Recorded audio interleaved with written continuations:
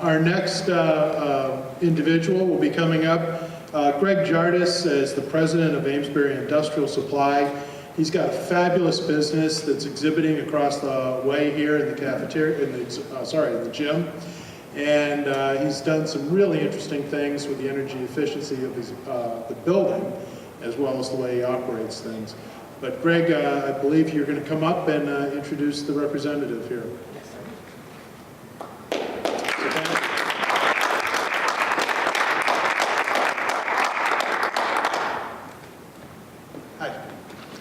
Good evening. I'm honored to be here tonight to introduce James here, State Rep. But first I want to talk a little bit about the opportunities I've had with solar at the hardware store in Amesbury. We've got an 1826 built building that was powered by water during the 1820s. So imagine going from water to solar in 2017. Really proud to say that because of our efforts of my friend Joanne Clemens, who helped me realize what solar really means. Thanks, Joanne. And we are now a net zero for electricity at the hardware store. So we worked with our friends at Sunbug Solar, and they did a great job helping us out, and there's other fine companies here representing the solar industry as well.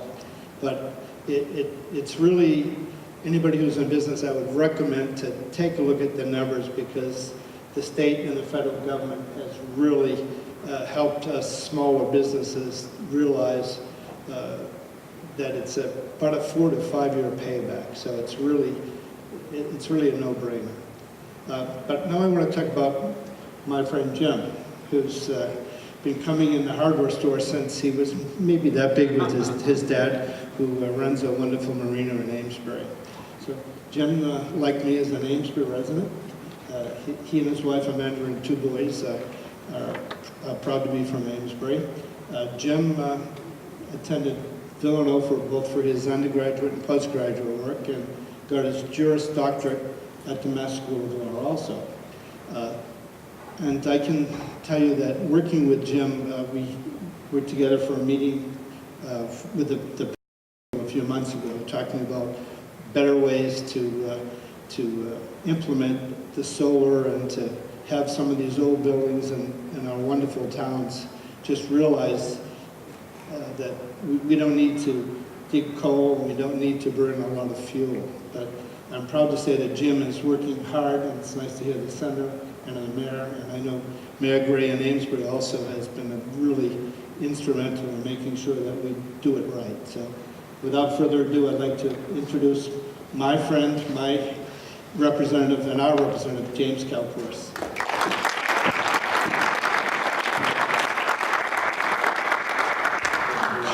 Thank you, Greg, for those wonderful remarks. And I just want to thank everybody from the mayor on down for the opportunity to be here. This expo is just so important to the members here attending this evening, and to those throughout the community. It's great leaders like Greg Jardis that we have in our community who have done a wonderful job leading by example. Greg just talked about, once in the early 1800s being powered by hydro, and now he's powered by solar. I can't tell you how important solar has been to the greater Newburyport community. As a city councilor over in Amesbury, I had the privilege of working on a Green Communities Act with fellow city councilors implementing the Green Communities Act that was started by the previous administration and worked on prior to that by others who really felt that we needed to do more to make our economy work with green initiatives, and to make sure that our schools are using less fossil fuels, and that our automobiles are having charging stations, and our businesses are able to work with industries that are going to be renewable in the future to emit less carbon emissions into the atmosphere. Right over here in the industrial park, we have another leader, Mark Ritchie Woodworking, who's done a wonderful job, and it was a great pleasure of mine to be able to work with him.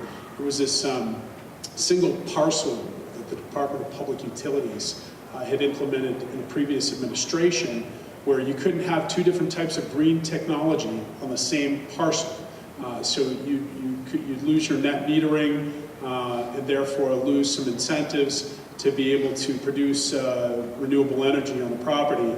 And we worked really hard with him and with the mayor, with the senator, to make sure that we were to correct that issue. Because you know what, we don't want to punish business. We don't want to punish people for doing the right thing. We want to reward people for leaving less of a carbon footprint on this planet for my two little boys, who, you know, for generations are going to suffer from some of the mistakes that we've made in the past. So it's a pleasure to work with folks who are really interested in doing the right thing, like your mayor, like the senator, your city council, your Greater Newburyport Chamber of Commerce. As a member of the Environment and Natural Resources Committee, I've had the pleasure of having the mayor into Boston. I actually met a mayor. I want to make sure that you're going to be utilizing some sort of an electrical vehicle in the future. You've been in there so much, we want to make sure that you're not leaving a carbon footprint yourself, right? But the mayor has been a true champion for the city of Newburyport. I think I've seen her in there more. I said, you know what, Madam Mayor, we're just going to have to find an office for you here in the building because you're in here so much. Fighting for the people of Newburyport, fighting for the people of the Greater Newburyport community, but fighting for, most importantly, all of us here in the Commonwealth of Massachusetts to make sure that, you know, we're doing things about CSOs and making sure that we don't have raw sewer going into the Merrimack River, which is a drinking supply.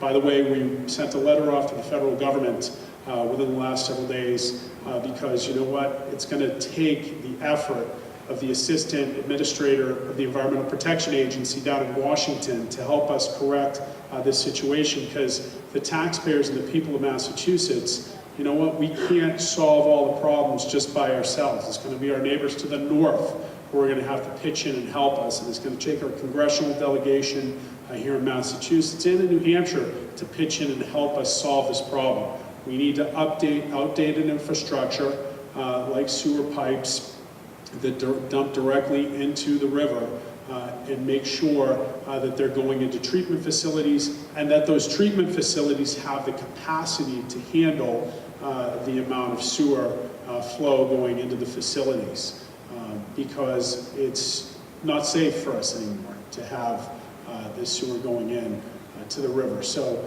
it's issues such as those that I've had the pleasure and privilege of working with your mayor, our mayor, on, and our senator on.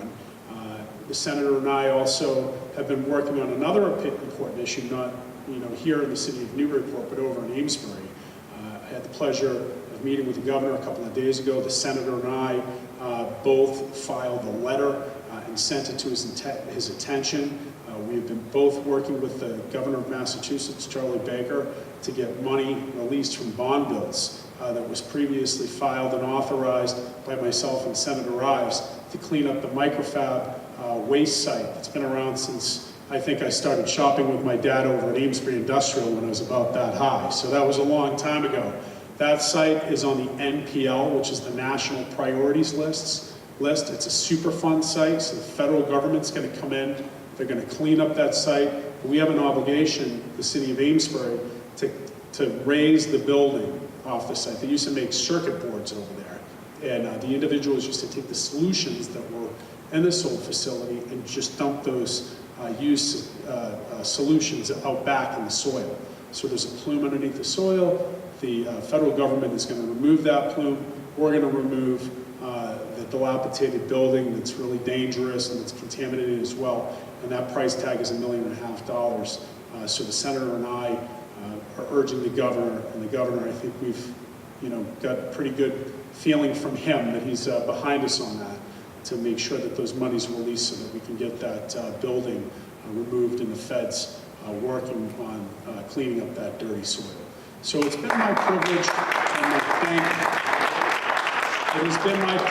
and my pleasure, and I want to thank all of you for the opportunity to be able to work on these really important issues. And I want to thank all the exhibitors out in the gym today. If you haven't been out there, I mean, there's some really cool things, from storm surge, talking about the wave activity affecting our barrier island out there, Plum Island, that the senator and I are also working on, and your mayor came up with a wonderful idea for taking control, by the way, of the DCR parking lot, so we can add a surcharge, have a trust fund, and that trust fund, the funds generated from that trust fund are going to go towards the purchase of sand and dune grass. But the senator and I are working hard to prime the pump to be able to get, some monies, hopefully in this budget cycle, to go towards purchase of sand and some dune grass, so we can start the rehabilitation project during the spring and the fall of this year out there on Plum Island, so that we can protect those homes and we can protect Newburyport, because that's what that island was there to do, is there to protect Newburyport, the inland, from the ocean. So there's lots of great things. I know the governor's interested in hydro. He's interested in wind. We talked a little bit about that the other day. Ultimately, what we're looking to do is to rely less on fossil fuels and more on renewable, cleaner sources of energy.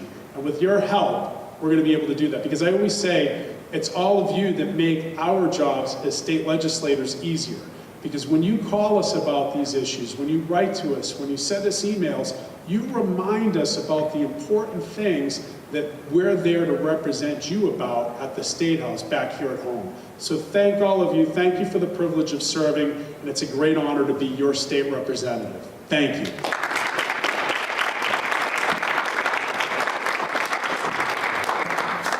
Thank you, Representative Kelcourse. I think we should also mention, I believe you just made it to the House Ways and Means Committee. Yes. So congratulations, and thank you for your support.